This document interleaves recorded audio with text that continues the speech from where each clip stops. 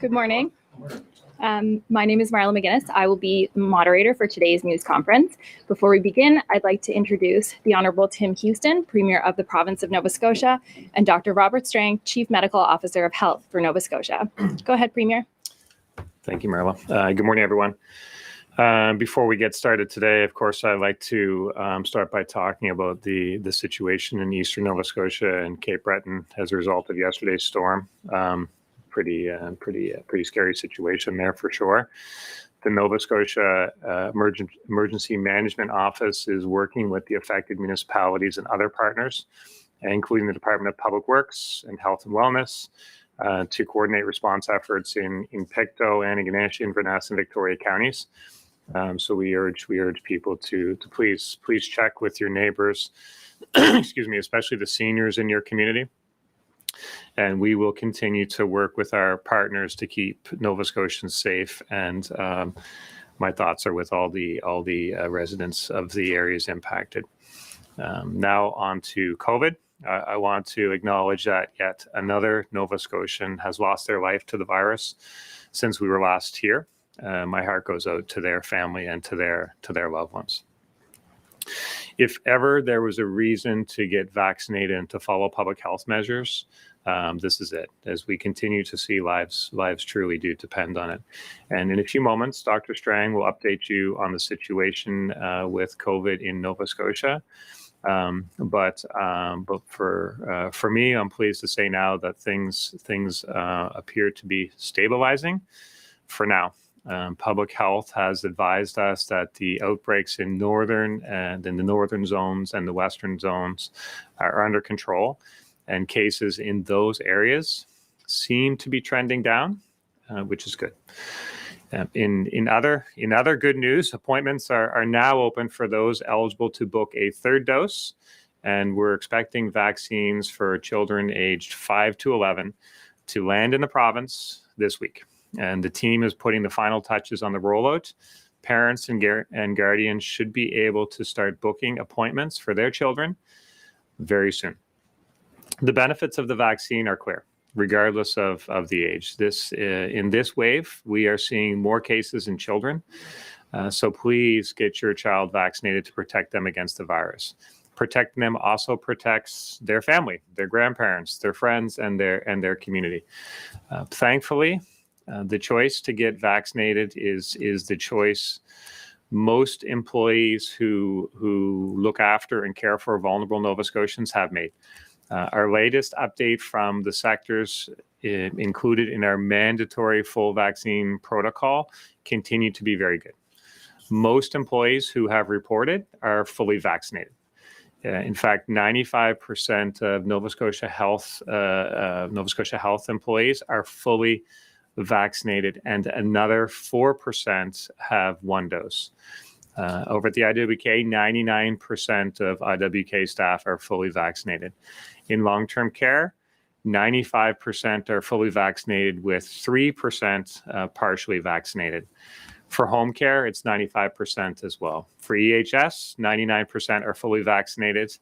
And 97% of employees in the education system who have reported are fully vaccinated. So as for employees who work for the province of Nova Scotia, 97% of those who have reported are fully vaccinated. So those are encouraging numbers. We're paying close attention to the percentage of staff in all sectors who have not yet reported. But I know employers are working hard to determine the intentions of these employees. I'm concerned about this group that's not reported, and I hope the fact that they haven't reported doesn't mean that they don't intend to get vaccinated. But if it does mean that, we will deal with it. At the end of the day, we absolutely we're completely convinced that people who work in these sectors must be vaccinated to protect the people they care for.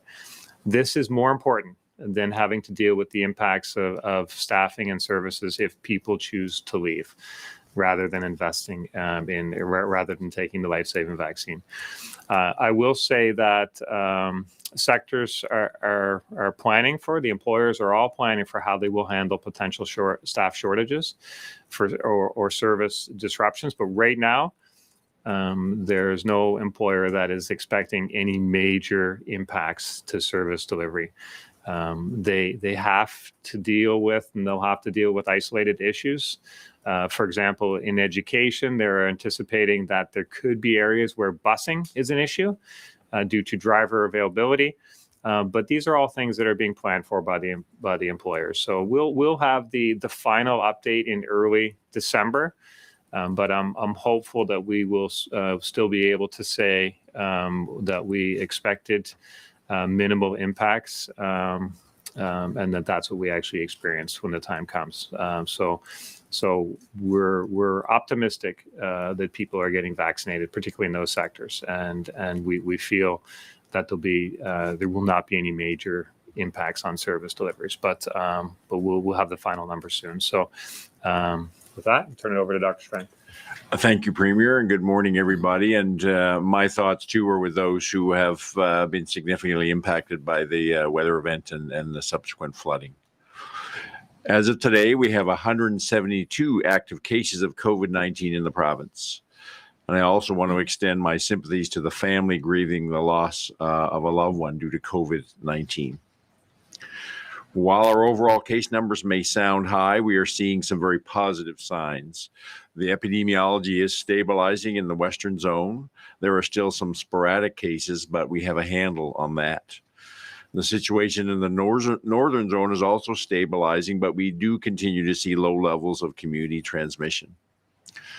I want to thank East Cumberland Lodge and the Nova Scotia Health Authority Public Health for working together to reduce the spread of the COVID-19 virus in that long-term care home. I know staff at the home have worked very hard to provide excellent care for residents under very challenging circumstances. In HRM, the cases are shifting from central Halifax into suburban and semi-rural areas in and around the city. Most cases are in children under 12, and that is having an impact on some schools, but with the rollout of vaccine for children aged 5 to 11, we can expect to see less activity in the new year. And we're fortunate that most of the illness continues to be mild in children, and vaccines will reduce this risk even further. I know parents and guardians have many questions about the vaccine for young Nova Scotians who are aged 5 to 11. As your Chief Medical Officer of Health, I am strongly recommending that all children who are eligible get vaccinated. While this virus does lead to mild illness in children most of the time, please don't take a chance with their health or the health of others around them. The rate of severe illness in children from COVID is similar to that of a number of other infections that we routinely vaccinate our children against, one example being polio. This virus spreads very easily and quickly among unvaccinated groups, and having children vaccinated will really help to prevent further spread in our province and protect those who are at greater risk of severe illness. It will also help us avoid school closures and the restriction of social and extracurricular activities that impact the physical, social, and emotional well-being of children and their families. Achieving good vaccination rates in the 5 to 11-year-old group is the next and very important step in moving out of this pandemic. And we are putting the final touches on our vaccination program for this age group. We're having the vaccine from the manufacturer repackaged into smaller shipments so it can go directly to pharmacies across the province instead of us doing this from a central warehouse locally. We are adjusting our online booking, data collection, and product management tools to accommodate this new age group and a new vaccine. We expect vaccine to start arriving this week, and once we have certainty of the delivery date and time, we will open up appointments, and this will be announced publicly. Pharmacies and the IWK Health Center will be our main vaccinators, and they will be ready to start getting vaccine for children on December 2nd. So here are some important details around childhood vaccination. Children will still need 2 doses of vaccine and are considered fully vaccinated 14 days after their second dose. The time between the 2 doses will be a minimum of 8 weeks. Evidence now shows that a longer interval results in better and longer lasting protection. If your child turns 12 during the 8 weeks between doses, the second dose will be the age-appropriate adolescent or adult dose. And children aged 5 to 11 should not get other vaccinations and the COVID-19 vaccine at the same time if possible. Other vaccines will need to be given 14 days before or after their COVID vaccine. And as to parents and caregivers, if you do have to make a choice, makes the COVID-19 vaccine a priority. If your child is 12 and older, they can receive their COVID vaccine and any other vaccines at the same time or closer than 14 days apart. I emphasize this point because we are hearing that some grade 7 and 8 youth are deferring their routine school vaccinations so they can get the COVID vaccine. This is unnecessary. Children and youth, like adults, may experience mild side effects like sore muscles, feeling fatigue, mild fever, or a sore arm where the vaccine was injected. This is normal, and it means the vaccine is working and teaching their body how to fight the virus. The IWK has some great resources on how to talk to your children about vaccination and tips if your child is afraid of needles. So I would encourage people to go to the IWK website for that. And a reminder, please do not call pharmacies directly looking for appointments. You can only book through our online tool, or if you do not have access to that, through our 1-800 line. If you don't have access to the internet, as I said, someone you can book for, you can call. But there will be some wait as this line has been extremely busy. And the same applies for people who are looking now for their appointment for the booster dose. So if you're at all able to, or have someone help you to make your appointment for a booster dose or for your child online, please do that.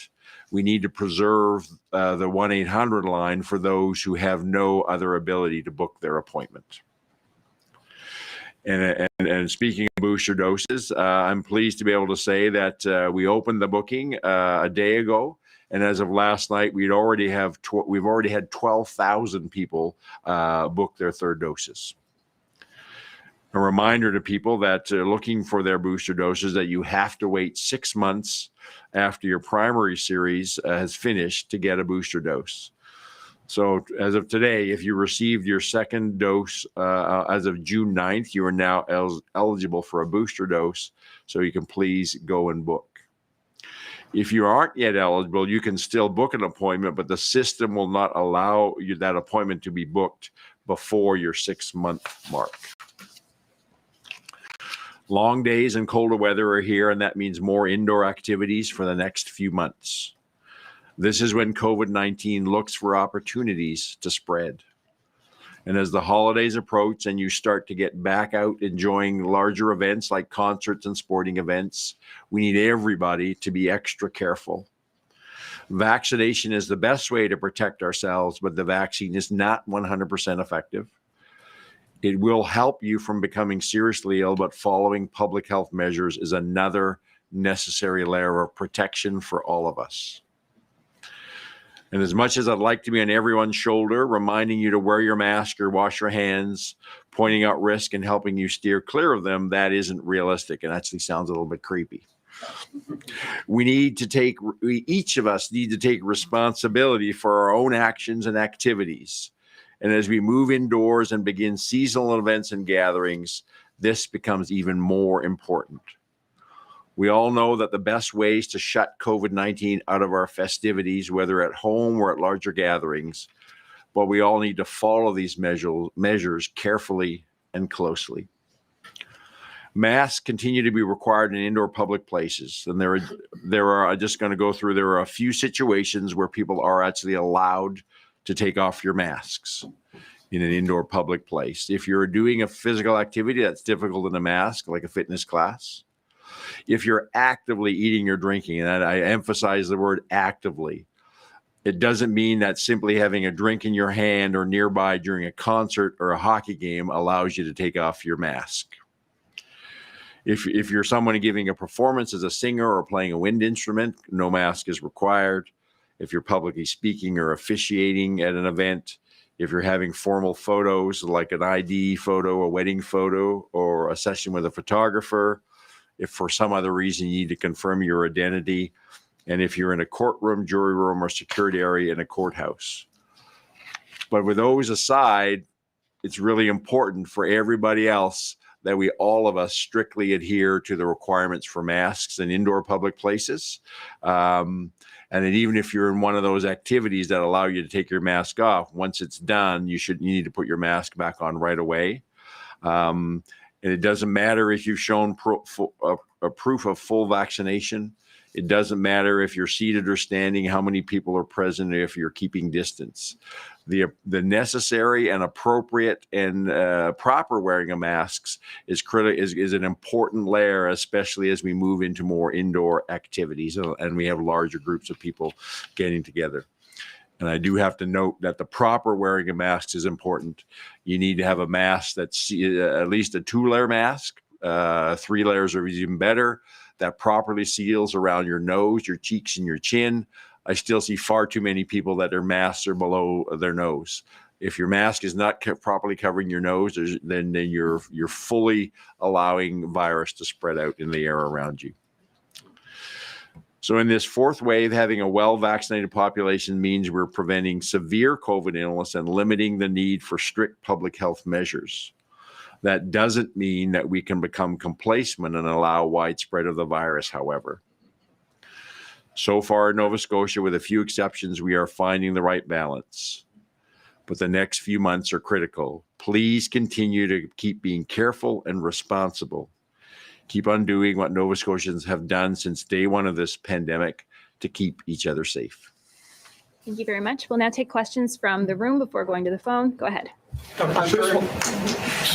Just wondering, Dr. Strang, you say that the vaccines are going to be here this week, but you can't really say when they're going to go in arms. Why can't you? No, I did say December 2nd is when we start going in arms. What we've said is we can't give a definitive day when people can start making appointments because we don't have a definitive date and time yet for delivery of vaccine. Once we know that, and once that's confirmed with our federal counterparts, there will be public announcements and using social media and other mechanisms to let parents and caregivers know that when they can start making their appointments. But we know we're going to get vaccine very soon. We're very confident that December 2nd will be the day that we can actually start vaccinating the 5 to 11-year-olds. Will it be open just for the entire 5 to 11 age group, or will you go with like an age-based approach? No, the entire 5 to 11. We've worked with our pharmacies. We have lots of capacity with our pharmacies. The IWK, because a large proportion of this age group lives in the HRM area, the IWK is standing up a clinic for this age group as well.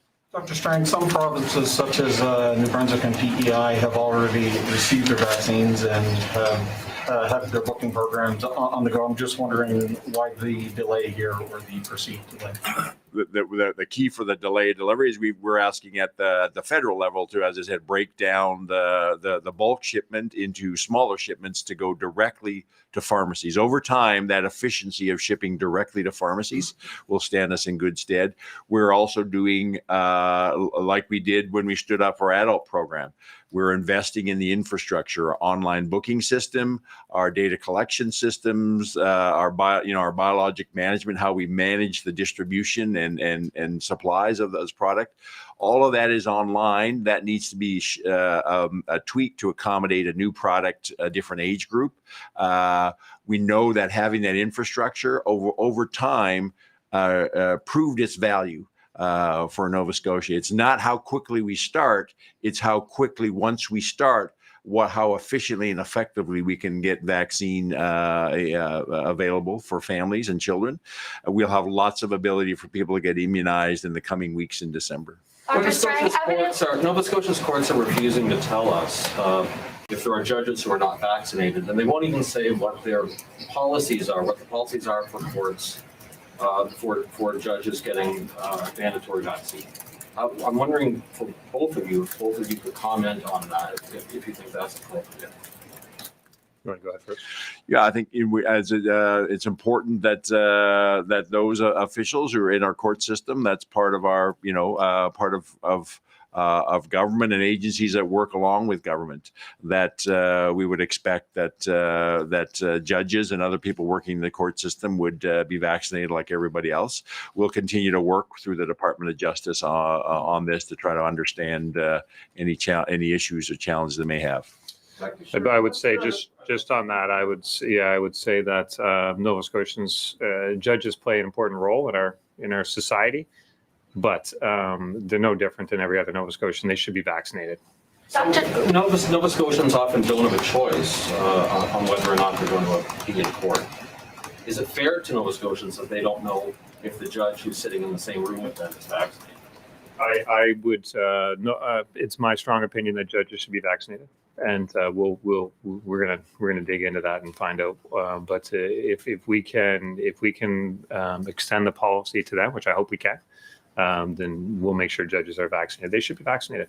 Finally, I'm wondering, Dr. Strang, could you tell me if the courts have submitted a COVID plan? Last year, employers had to submit COVID plans to your office. Do we have one for judges? Yeah, through each wave we've had it, and then in the recovery from each wave, the courts have developed their plans that have had input from public health, and ultimately I get a chance to review those. Have they submitted anything regarding the vaccination of judges? I haven't had anything from them specifically about vaccination for judges. As the Premier just said, we have a position on that, so that they should be vaccinated like everybody else, and we're going to work with Department of Justice and the judiciary to understand it more. Dr. Strang, once the children start getting vaccinated, will the proof of vaccination requirement be extended downward in age to them?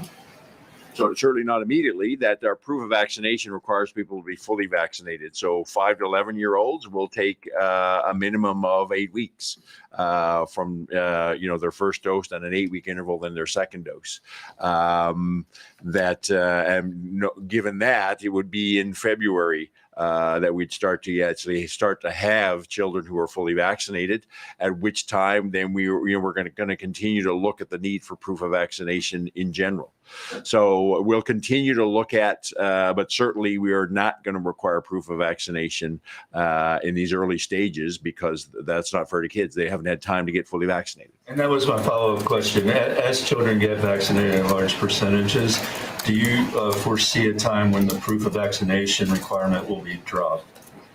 So we're going to continue to look at the epidemiology, and once we get to a point where large numbers of the 5 to 11-year-olds have had time to get fully vaccinated, maybe we're in a position where we don't need the proof of vaccination in general. So we'll continue to look at that. But I think assurance for the parents that we are not going to impose something immediately when they have not had the adequate time to get the 2 doses. Dr. Strang, why not vaccinate kids in schools, given that you've shown hesitance towards the idea? So we worked through this. I mean, for a number of reasons. That one of the key ones is we have a well-developed and a well-proven efficient system of vaccination, large numbers of people through the roughly 250 pharmacies across the province. It provides an opportunity for parents to be with their children when they get vaccinated. The logistics of immunizing multiple classrooms of kids in a school. We do that in our grade 7 immunization program, and even that has its substantive challenges of disrupting a school. Doing every grade from P to 6 in a school has a much greater challenges. So we've worked with education. We'll certainly use schools. So our approach is going to use our proven pharmacy model. Part of which allows us, one of the values that we have all the online booking system, the data collection systems. We can closely monitor our vaccine uptake at a local community level. And if there are indications that some communities may need additional supports, we may use the schools. We will certainly look at things like our mobile units in partnership with schools to provide additional opportunities for children and families where that may be necessary. Premier, I'm going to give us a snapshot of what's happening in eastern Nova Scotia and Cape Breton. We know roads are cut off, communities are cut off. What are you doing? What's the province doing to connect these communities? What's the timeline on that? Yeah, I think the last information I have, whether there's somewhere in the range of 3,000 people without power, but certainly huge impacts on roads and bridges. There's no question about that. We have Public Works is on the ground there, kind of analyzing the damage, and we'll try to determine the path to restore some of that. We're particularly concerned about some of the, there's people without access to EHS and access to medical services. So we're deeply concerned about what's happening there, and there's a significant effort to properly assess it and then come back with like how do we get things corrected up there. But I will say that the federal government reached out immediately this morning and offered that should we need some assistance that they'll be there for us. So right now it's first priority is to make sure that every Nova Scotian has access to should they need healthcare, should they need other support. But assessing the Public Works is actively assessing the full extent of the damage to roads and bridges, and we'll have some more information on that after that's done. Has there been any progress towards issuing fines to other organizers involved in the Amherst Faith Gathering? Are you looking still to find additional organizers in addition to just Robert Smith? I think the investigation is still ongoing as to how broadly we can reach out there. So I would say it's still an active file. Dr. Strang, is there any way to quantify the impact of that gathering at that Baptist church at this point in terms of the spread of the virus in this province? We could certainly go back and look at actual numbers of initial cases and secondary cases. We know that there was a large contribution in the last couple of 2-3 weeks that drove a lot of the case numbers that we were seeing in Western Zone. As well as some the impact in cases in Eastern Zone, including the East Cumberland Lodge, including the residential care facilities. So there has been a significant impact in terms of the actual case numbers. I haven't sat down and done the math and give you a total number of cases, but there's no doubt it was a major driver of transmission in both Western Zone and Northern Zone in the last few weeks. Fortunately, that is coming to an end, and things are much more stable now. And 4 deaths have been attributed to the spread from that gathering. At least that was the last information we had. Is that still the case? Have any other deaths been attributed? No, just the 4. Unfortunately, I shouldn't say just the 4. Four deaths are 4 too many, but no more. Back to Cape Breton, is there any early indications that you may have to apply for federal disaster relief for that fund that they have? Yeah, we're certainly not ruling it out. But I mean, if you've had a chance to see some of the pictures and hear some of the accounts, there's pretty extensive damage there. So, as I said, we'll assess what's necessary, and the federal government has already reached out to say they would be there for support. So we won't hesitate to take them up on that should it be necessary. But right now, first priority is really make sure people are safe, and then assess how we go forward. Dr. Strang, with the vaccinations for children, I'm wondering how it fits into the overall plan to get as many Nova Scotians as possible vaccinated. How critical is the child component to that? So I think it's very important. We have 65,000 Nova Scotians who are 5 to 11 years old. We're seeing, especially in the Halifax area, where we certainly have the majority of people in the age group live in the HRM area. The most of our cases happening in the HRM area are kids who are in that age group. And it is impacting some schools. So certainly by having good vaccine coverage rates in that age group will be a major addition to our ability to limit the spread of the virus. And as I said, it's not just about protecting kids from getting severely ill. They can get severely ill from COVID, but it's about also their ability to spread to others who have greater risk for severe illness. And I think when people think about children's health. We need to acknowledge that many of the necessary things we've had to put in place to limit the spread of COVID, whether it's closing schools, restricting activities, have had substantive physical, social, emotional impacts on children's health. So the way we get out of this is having those kids vaccinated. So I think we need to think in broader beyond just about the risks of the virus and any possible risks of the vaccine, and acknowledge that having our kids immunized is a substantive benefit to their health and to others by playing a major role in, as I said, the next step in really achieving the highest possible vaccination coverage rates, which is the way out of this pandemic. We're going to jump over to the phones now. We'll start with Daryl Cole with Amherst News. Go ahead, Daryl. Hi there. My question is for Dr. Strang. Since September, there have been dozens of COVID cases at an Amherst area school. Parents report receiving close contact notices nearly every day, and some students have been out of class for up to a month. They're asking why there hasn't been a decision to close that school for a circuit breaker. Yeah, so I've had a number of reach outs, correspondence this week from parents. I had a discussion yesterday with the medical officer of health, who's leading the work by public health on schools and about this school specifically. There have been a number of cases over the last few weeks. Right now, there's only 4 active cases in that school. There has been really no indication of spread within the school, and almost all the cases have occurred from exposure outside of the school. So talking to the medical officer and public health and their work with the school, with that school and the principal, that we feel that school remains safe. There hasn't been a need to close that school down.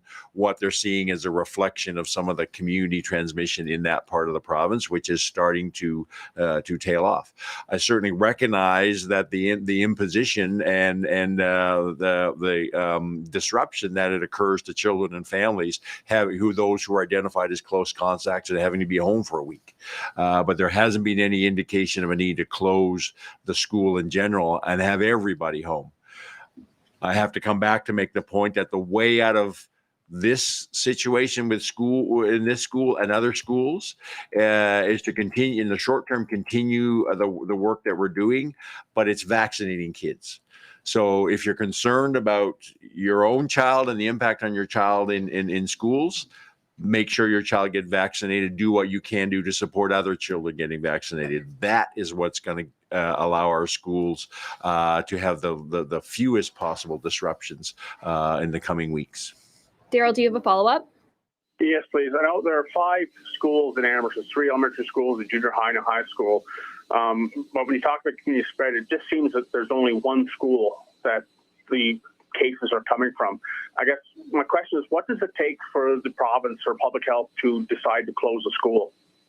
So we have certain criteria. Really, it's evidence of transmission within the school, or if we have a case where we've had an exposure that involves multiple classes and then a significant disruption to the school.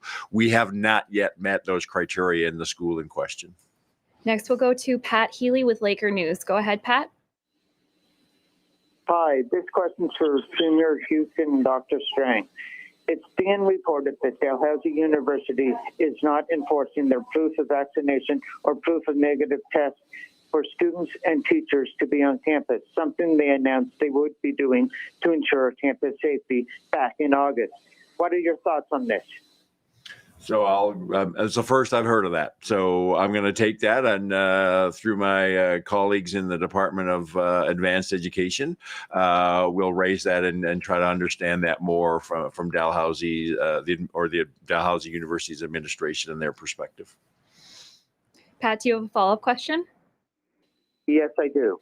Dr. Strang, what is the process for essential workers in healthcare to present their proof of vaccination to their employee, and is it being done effectively? Are you aware of any ones that have been using fake proof of vaccinations? So first of all, I'm not aware of anybody using fake vaccination in this. I've heard some reports of that, but nothing's come to me as definitive proof. Each employer has their own specific process about how they would get that proof of vaccination. I think that's been working well. Clearly, as the numbers that the Premier presented show that we in healthcare and education, other sectors where we have this vaccination policy, that the large majority of people have presented their vaccine information, and a very, very high percentage of those are vaccinated. And we, as the Premier said, they're going to continue to work, and we will over the next week or so, and we'll present some final data on that. But all the data we have so far would say that this has been a very effective program, and we're getting good reporting of information that shows very high levels of vaccine coverage. We'll go to Chelsea Gould next with Truro News. Go ahead, Chelsea. Hello, thank you. Dr. Strang, can you tell us how many doses of the kids' vaccine are expected to arrive in the next week?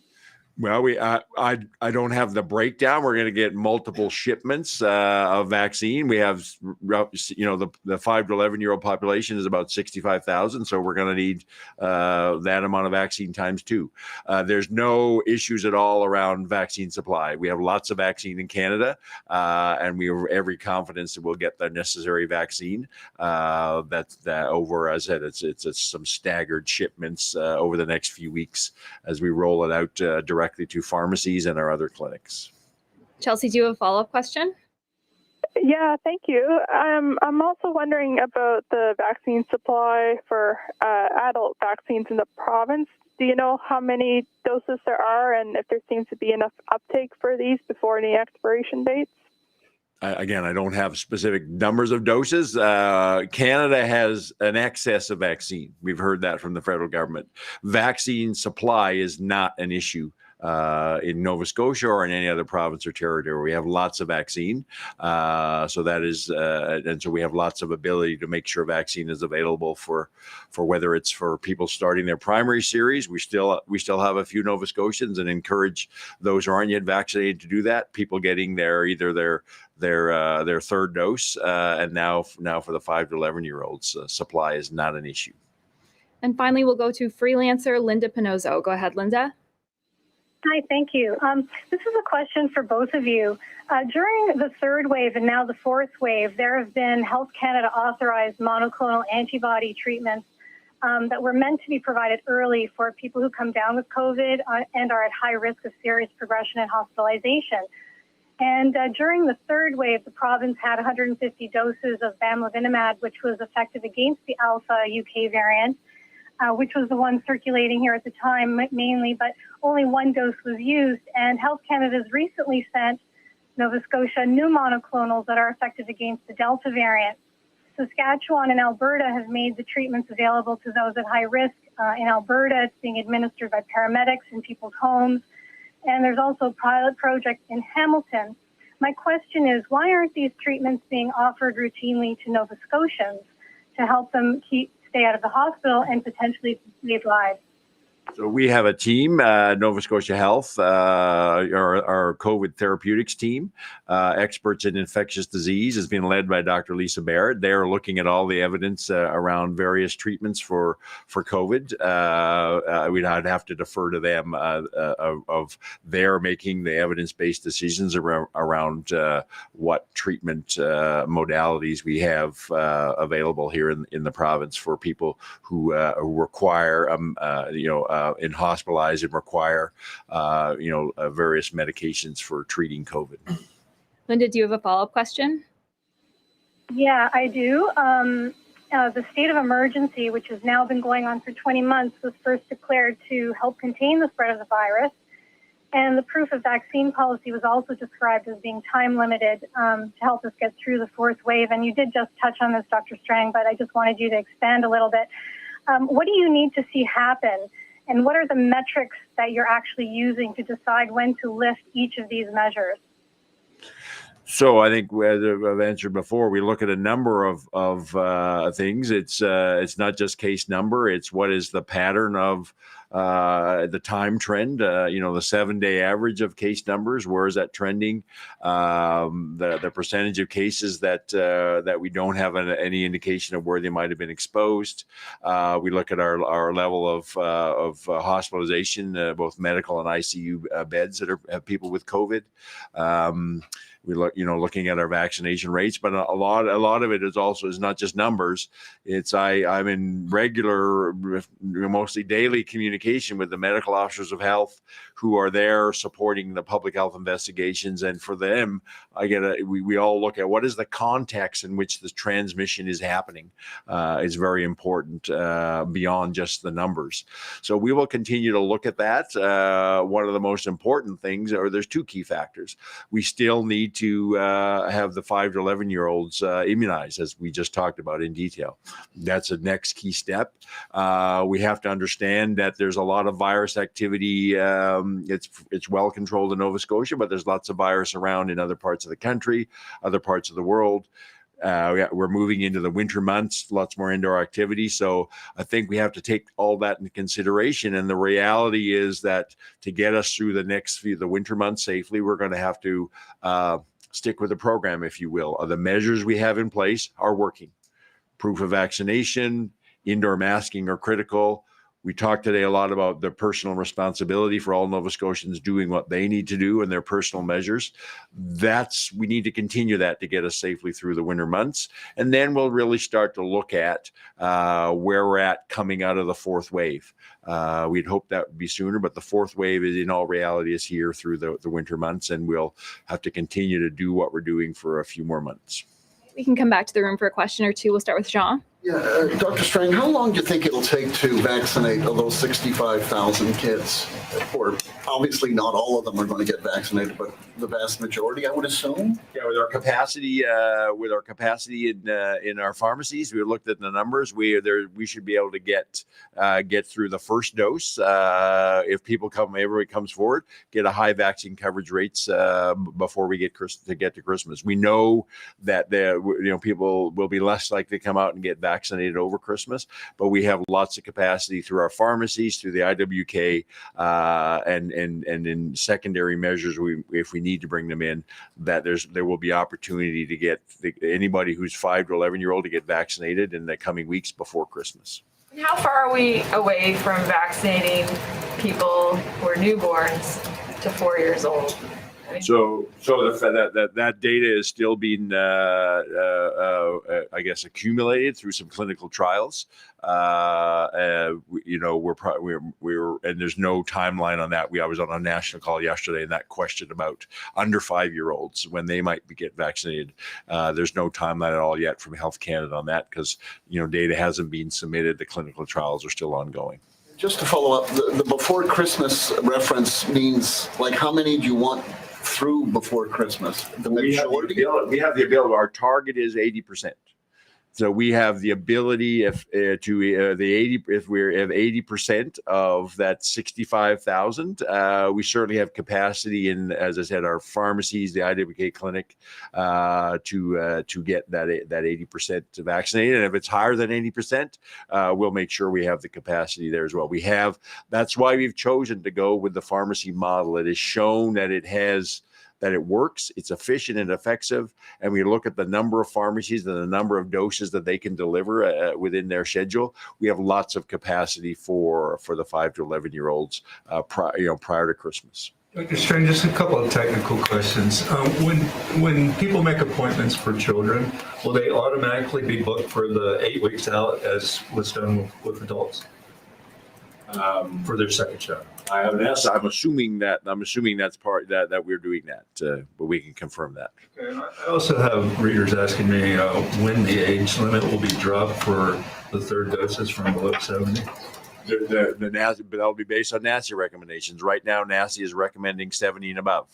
That there is still no scientific evidence that would say we need to be providing boosters for the general public for people below that age 70.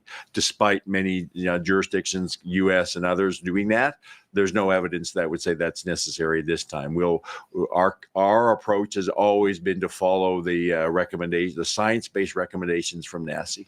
Premier, From a technical- Premier, I was wondering if I could ask you why you got rid of the chief of protocol position? Just look, since we were sworn in, we've kind of made a few changes in different departments, and that was just part of a change, just a little reorg in the government. We want to make sure that everything is effective and efficient, and we saw a need to make a change there, so we did. Person in that position, your party criticized the patronage appointment years ago. Was that part of the reason for getting rid of the job? No, the person's been in that job for a while. That wasn't it's not a reflection on the person or their abilities or certainly political background. It's just a structure of the government. That's all the time we have for questions today. Go ahead, Premier. Thank you so much, everyone, for the questions. And Dr. Strang has reminded us of the importance of personal responsibility. I would say that was kind of a stern reminder delivered in Dr. Strang's kind way.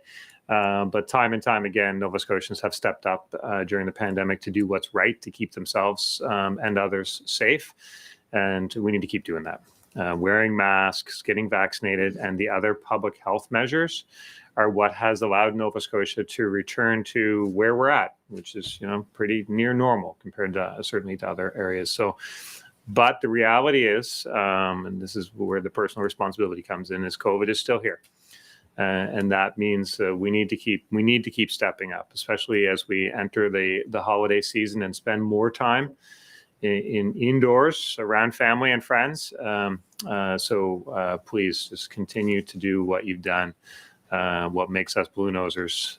Do what you need to do to protect yourself and those around you. So thank you so much.